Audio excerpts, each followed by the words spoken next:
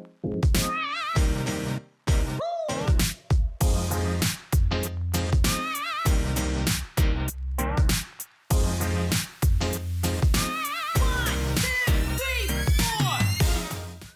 and welcome. It's a great day to talk about innovation. We are at the Capital Factory in Austin, Texas. We're glad you're here. We're talking to some powerhouse experts. You could even call them rock stars in the area of innovation. We are also here at an event sponsored by the Army Applications Laboratory, and sure enough, we're joined by the director of the Army Applications Laboratory right here to talk innovation and the future of war and how the U.S. can be prepared, of course. Mr. Jay Wisham is the director of the Army Applications Laboratory, and joint collaboration is a huge focus at the Pentagon. So sure enough, right here, the acting director of the Defense Innovation Unit. We've heard so much about your unit and its importance, focused principally, from what I understand, on integrating commercial technology into existing military systems. So why don't we talk in a broad structure to begin with, both of you, sirs. What's your sense of how innovation is evolving, and how much is COTS increasingly commercial off-the-shelf technology for the acronym stuff? How much is that impacting the rapid development of needed technologies and urgent need statements? Let's start with you, sir. Great. Thank you. Thanks for having DIU here. Happy to talk about this. So look, I think it's clear that domains of competition are changing. Ukraine is making that clear. We're seeing that real time. So it's no longer military. It includes the economic domain, informational, and social domain. So if you follow that logic, dual-use technology is going to become increasingly important. And that's why DIU was started, to find that technology where the leading investment and leading development is taking place. Take that commercial technology, do some minor customization, and then prove through prototyping that it solves a DoD problem, and then field that technology, get it into the hands of the men and women in uniform very, very rapidly. DIU was really created to lower those barriers to entry to the defense marketplace for the non-traditional companies that are on the leading edge of that development, and take advantage of that huge R&D investment that's taken place in the commercial sector. The commercial sector outspends government by about $250 billion per year in R&D, and we look to take advantage of that R&D and get that technology into DoD. I don't know if this would be the right word, but it's almost auspicious or significant at this time. I recall looking at Marine Corps Force Design 2030, and sure enough, to your point, sir, they mention Ukraine and the innovative use of technologies and how that's reshaping some thinking about tactics in future war. And just in a general sense, the Marine Corps plan calls for more unmanned systems, slightly less heavy armor. Sure enough, you see the success of these anti-armor weapons, a dispersed, kind of more decentralized tactical approach. Those things are all very impactful with the addition of unmanned systems, of course. What are some thoughts that you're seeing about how Ukraine in particular is innovating to potentially reshape ways to defeat a larger force? I mean, it's a good question. I'd kind of preface this a little bit. I've got some personal experience in Ukraine, doing some advised and assist work back there a few years ago. Many of the things you see today were well telegraphed back in 17, for example. The utilization of small UAS, quadcopters, if you will, like the innovative, like what you could call the innovative use. I just call it like soldiers figuring out like different ways to solve like gunfighter problems. They were using the exact same Group 1 UAS, the quadcopter that was available at the PX at Fort Bragg in Savannah, Georgia. And they were modifying it with about $600 to $800 US, exchange worth of capability for a little bit longer legs and some different sensor capabilities.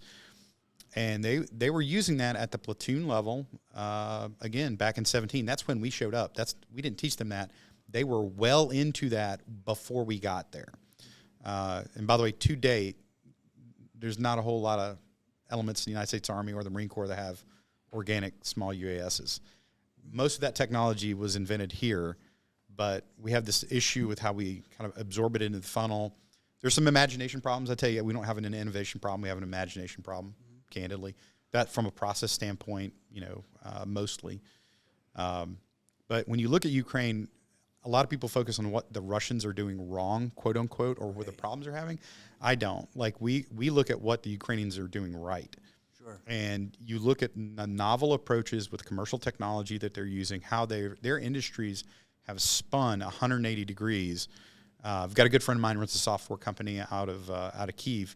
He pivoted his entire folks from building software as an enterprise activity, about 150 people. Mm-hmm. They make body armor. They make control systems for UASs now.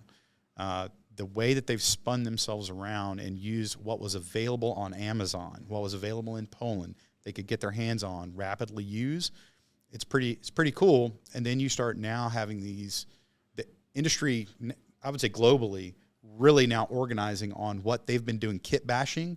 Okay, now we want purpose-built products. Sure. The analogy I would give you is EFPs. Sure. Explosively formed penetrator devices, like really lethal IEDs, basically. Those initially were very much homegrown garage things. Right. They were later munitions built by other companies that were shipped into our enemies. That's kind of what you're starting to see.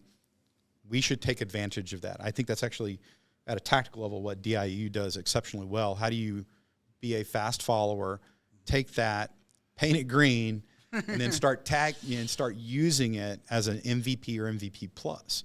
And I think that's what the Ukrainians do really well. And candidly, I think the U.S. should get better at.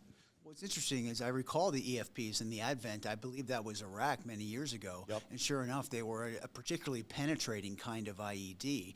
And one of the things that calls to mind, and this is a synergy, if you will, with what DIU is doing, is that yesterday the Pentagon announced just again another $1.1 billion aid package to Ukraine. Yep. Yet the pivot, and the Undersecretary of Defense, Mr. Kahl, I believe it was, mentioned not long ago that this is long-term focused and there's a contracting mechanism so that industry can be inspired to innovate as well to support Ukraine long-term. So that has a dual use in the sense that they always look to industry to innovate and then look commercially as well, because there is a lot of overlap. Your thoughts on that, sir? Yeah, I couldn't agree more. And in fact, if we look at communications in Ukraine, Starlink communications, in fact, Ukrainian drones are using the Starlink connectivity to drop ordnance on forward troop positions, while at the same time, Ukrainian citizens in war zones are able to use that communication to call loved ones that they're okay. And if you think traditionally, of those type of environments, communication is the first thing that goes down. And so now we have, by leveraging that commercial technology, that dual use technology, the communication persists for both warfighting as well as civilian needs. And some of the lessons we've learned with that is the democratization of technology. And so now with this acquisition provision and the funding, we're going to see more democratization, which is great for partners and allies, but it's critical that the U.S. remains tied to the commercial ecosystem to understand where that development has taken place, who's doing it, so we know what the leading edge technology is. And in fact, building on the Starlink story, there's been an example of kind of layering that technology and doing the tactical innovation. Ukrainian troops now are calling in artillery using an Uber for artillery, essentially, app on their phone, instead of calling back to a fire control center, which decreases the time for actual kinetic effects, and just by using the commercial tools that are available for them. The other lesson that we've learned is classification. And it's a little bit counterintuitive, but early on we were able to leverage commercial overhead imagery at a pretty good resolution to counter adversarial narratives that they were generating and show, overhead photographic evidence of the ground truth of what's really happening as Russian troops were massing on the border. So again, I think it's become increasingly important to leverage that dual-use technology. I'm so glad you said all that, and I got flooded with a zillion questions, sir, and really Great. Significant stuff. I want to ask one more question about Ukraine. Otherwise, we could spend hours talking about how important Ukraine is right now. But sure enough, you mentioned satellites in commercial use. There was an open source investigation done by the Yale University Humanitarian Laboratory, which sure enough did open source satellite investigations and other anecdotal remarks to find mass graves and to find the evidence of some of the war crimes. And that's extremely significant. And it reminds me of my last Ukraine question, which is kind of electronic EW based. I had a great chat with, I believe it's General Ben Hodges, the former U.S. Army commander of Europe. And he talked about how the decentralization, there was so much talk in 2014, you mentioned the long term. General Hodges mentioned that Ukraine has been supported and collaborating with the U.S. for many years now. So this isn't necessarily an overnight thing. And he mentioned the decentralization of the communications network. You're less likely to get jammed if there isn't that one central node that gets hit. Yeah. And so my question is, in 2014, we heard a lot about EW with Russians, and we're not hearing a lot about EW. What is your thoughts about? I would tell you that problem has not gone away. Okay. So, a couple things. One, I have personally watched, like a lot of experts, from NATO or Five Eyes U.S. type, NATO allies come over, engage with Ukrainians who are on a daily basis actually contesting in the EW space. They will school you. Like they will tell you, they will definitely let you know what's going on. The Russians tend to decentralize some of these capabilities at a much further level than we tend to. So you will contest in the EW space routinely because that's how the Russians fight.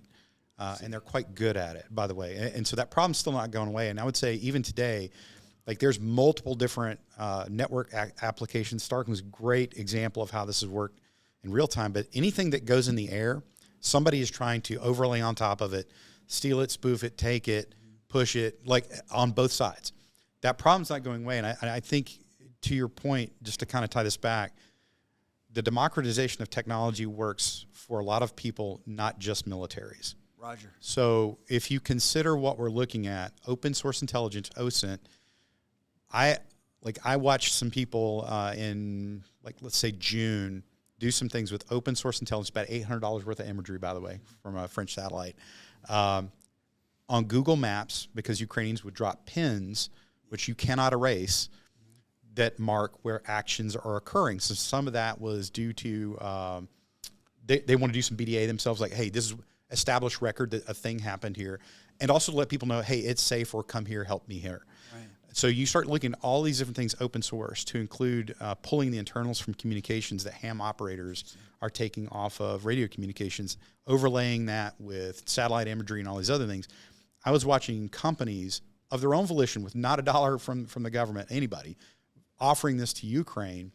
I would have been in a top secret skiff 5-6 years ago taking that same briefing.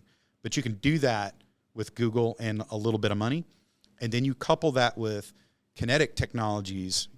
Basically take any kind of munition or activity and any kind of drone, and if you can get it through the airspace, a little bit of autonomy, you can do a lot with a Raspberry Pi, just saying.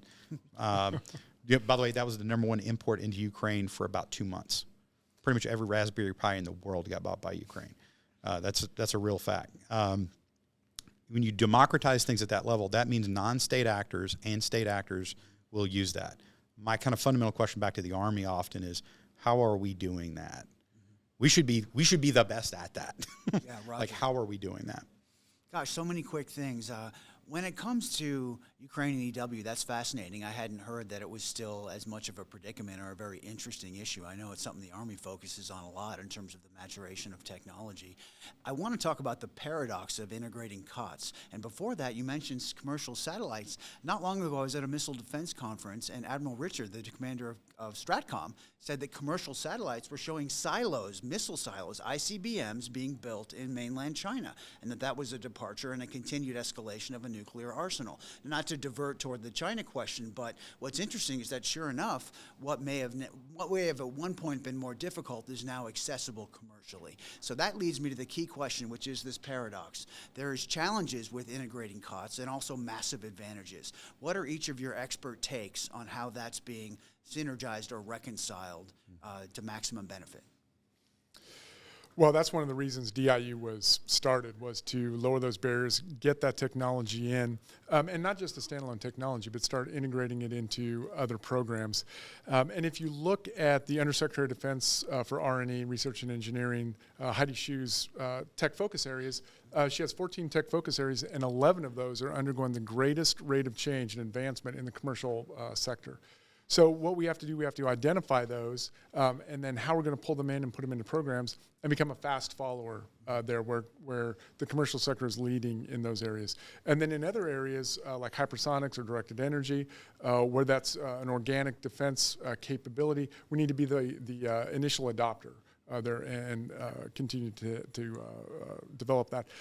But we have to look at the procurement system in general. We need to look at the acquisition reform, budget reform, and requirements reform. There's been a lot of energy around acquisition reform, making it easier to get that COTS or the slightly modified COTS in. Budget flexibility remains one of our biggest challenges because the commercial sector speed and cycles are so much faster than the department's budgeting process. Of course, we saw the PPBE, planning, programming, budgeting, execution, reform commission that came out in the recent National Defense Authorization Act that's going to start getting after that.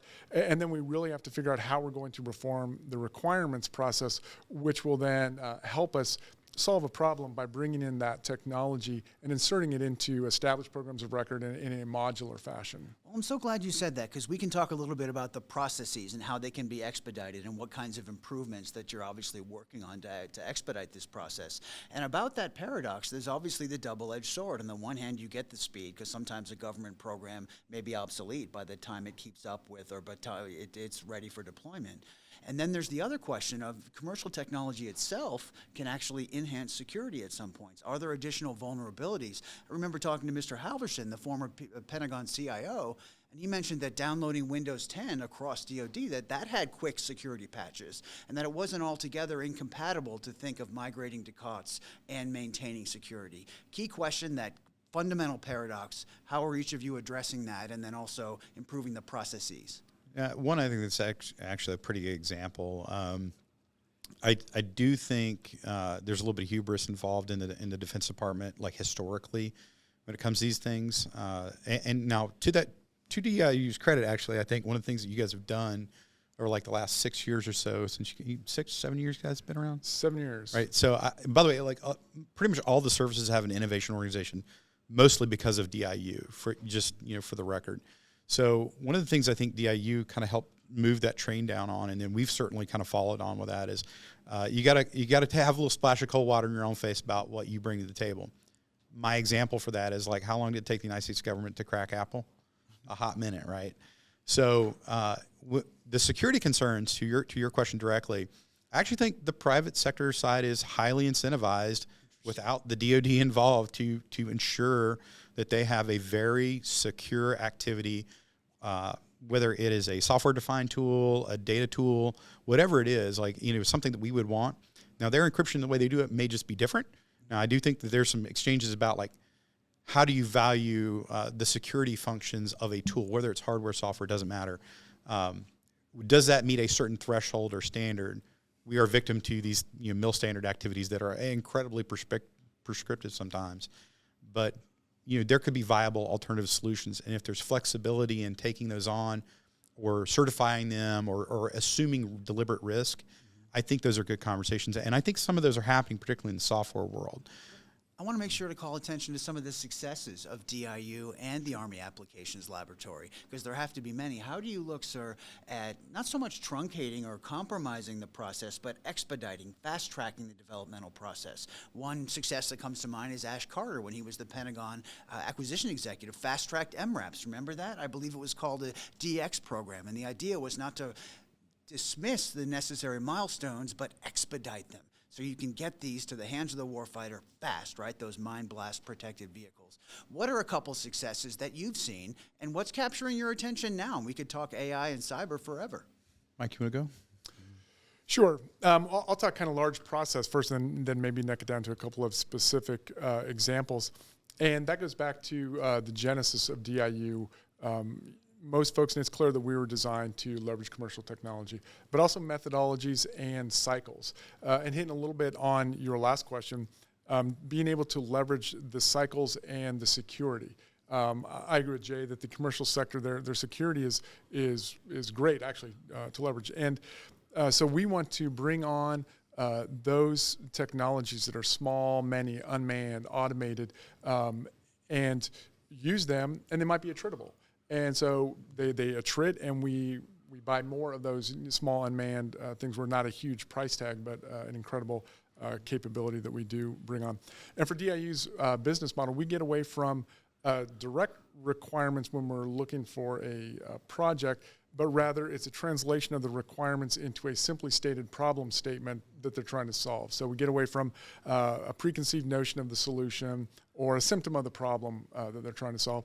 And we negotiate almost every element of that, from IP to milestones, like you described. We work with the vendor and the DoD partner. DoD partner is a demand signal that starts every project, to really work through what are those milestones and the timeline of that that is also compatible with the commercial sector to speed through that the acquisition process, not shortcut or do anything that's not a benefit to DoD, but rather follow all the rules and regulations, but do it much faster through close coordination with the vendor and the DoD partner. Roger that. We'd be remiss if we didn't talk about cybersecurity, IT, and AI. And I recall years ago, the Navy had a task force cyber awakening at the very moment that the information age was creating a technical circumstance where weapons were more interreliant from a cyber and networking standpoint. So that raises the question, they have to be hardened, correct? So it sounds very encouraging to government programs if commercial technology is able to do that security and integrate with those common interfaces. So I'm very interested in your thought on, does moving to commercial networking make weapon systems more vulnerable, and how do you harden those increasingly networked and cyber-reliant weapon systems?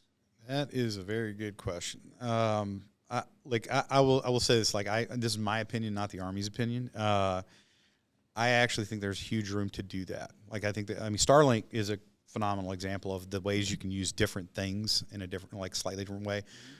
So 3 years ago, here at the University of Texas, actually, we're having a conversation. AFC, the Army Futures Command guys, a lot of the cross-functional teams, there was a big crash to talk to certain parts of academia, certain parts of the commercial sector on some real kind of narrow-band topics. 5G came up. Because it says 5G cellular, trying to communicate what that was to people, there was a huge misunderstanding of how secure something like that is. A 5G network can be the most secure activity that you are going to operate off of, period, if you use it correctly, if you reinforce it correctly, if you have the different tools that are designed to work in that network. So my point is, I think we should be looking at that. If you take an activity like warfighting, the joint, that team sport, that is a legitimate that's not a whole of DoD activity. That is a whole of government thing. If you want to apply military force in a different country, that takes all cards on the table.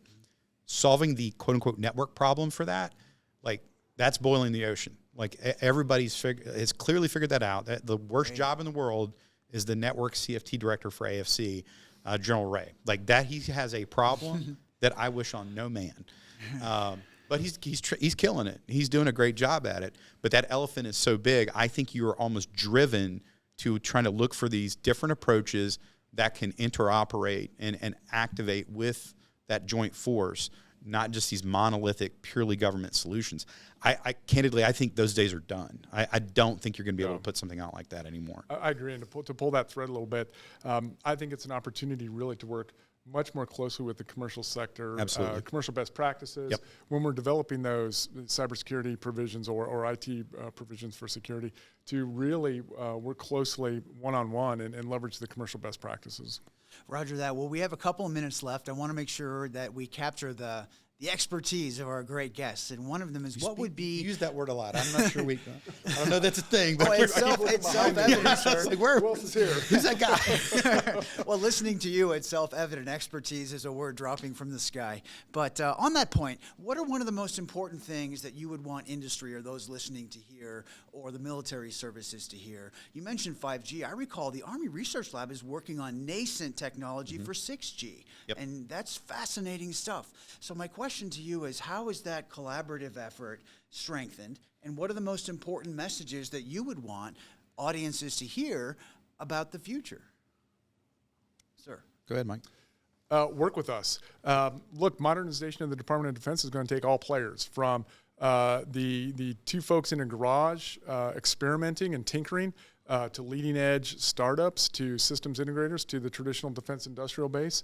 It's going to take all players to do this. It's, future conflict, as I mentioned before, it's going to overlap so many different domains, and it's not going to be a whole of DoD or a whole of government solution. Oftentimes it's going to be a whole of society solution that we need. So we want to continue to learn ways to work more closely with the commercial sector. After you, sir. No, I think that's a great comment, Mike. The only rider I'd give you is I think future conflict is inevitable conflict. It just may look different. Yeah. You may be contesting and contending in different ways, but it's going to happen. Now, to your other point, like one, work with us. That's always the answer. And I'll even kind of pretty much everything Mike said. Like I would echo pretty much all of that because our space operates the same. The one of the areas I'd probably like add on to that. It's not just those technology providers and solvers. I do think private capital has a huge push in this. Yeah. And we've got a lot of strides with Army Applications Lab. We partner with a bunch of people in the DoD on this, but trusted capital, like on the private space, is pretty critical. Right. Like you're only going to put so much money on like to your comment about where IRAD money is writ large. Then when you factor in like private investment on top of that, it's like a 10-to-1 ratio. It's pretty crazy.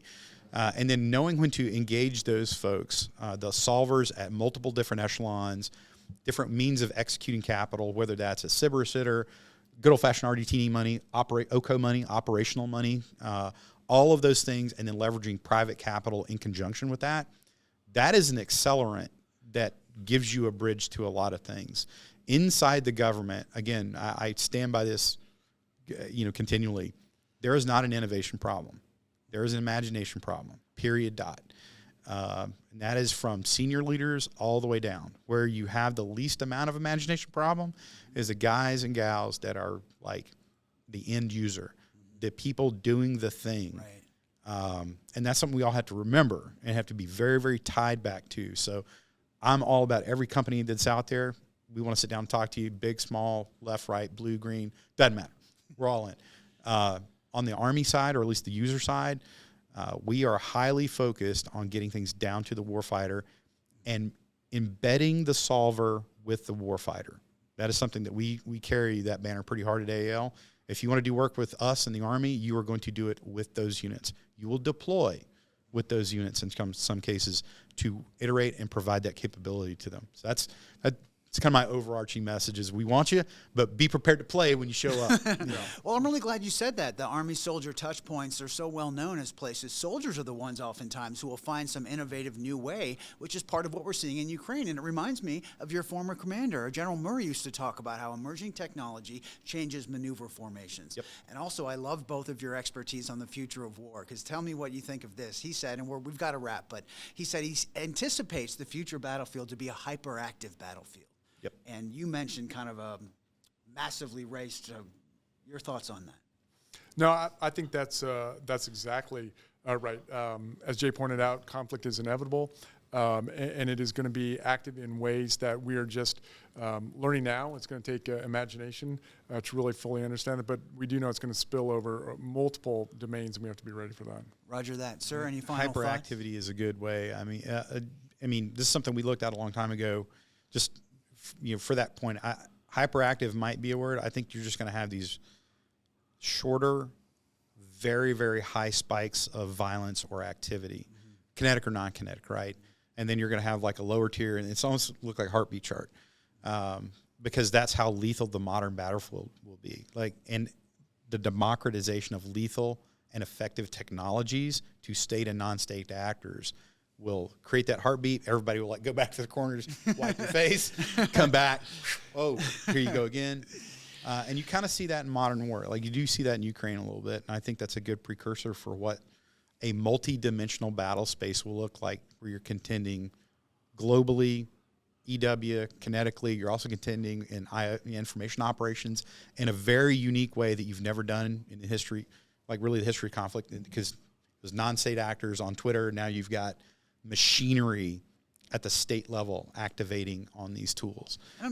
I'm so glad you said that, because I've seen with the research labs and places like that, there's a lot of innovation that does go on with the government, which is the last point is academia. There's so many CRADAs, cooperative research and development agreements. I'm sure a lot of your commercial innovators partner with academia in part to help facilitate this process. And quick thought on that, and then we've got to wrap. I've gone over, and I know this is so great stuff. Go ahead. No, it's good. Do you guys use CRADAs, Mike? Do you put CRADAs out? We don't use CRADAs, but one element of the DIU organization called Ensign, National Security Innovation Network, focuses specifically on academia, university labs, and that early stage technology.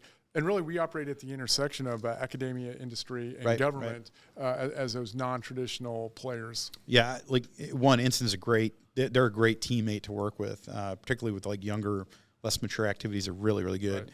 But to that point, like the commercial sector can do a lot. Don't get me wrong.